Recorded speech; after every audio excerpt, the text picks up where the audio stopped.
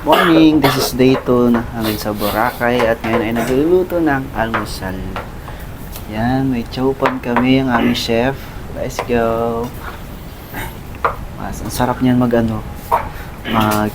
guys. Sana matikman nyo. Maingit na lang kayo. Alright.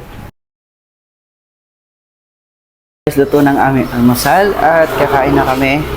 Dito kami kakain sa labas para mas presko. Ayan o. Ay ko!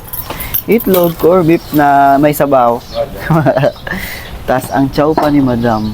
Ay sir o. Uy, let's go! So, ang activity namin ngayon ay mag-day tour kami. Ikutin namin yung ang buong Pilipinas.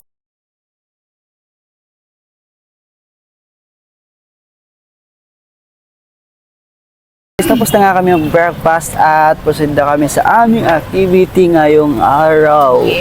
Yes, mag-ano kami? Magla-land tour! Ano yun kuya?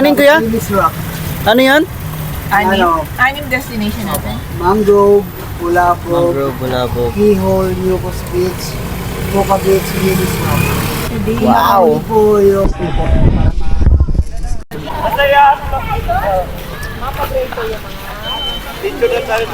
First spot namin ay ito sa beach. Beach.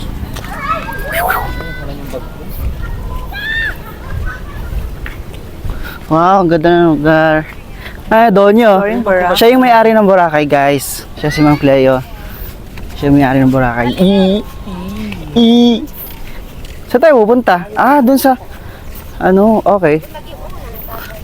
Pagpipicture kami dun sa may sikat na pinipicturean dito yung niyog.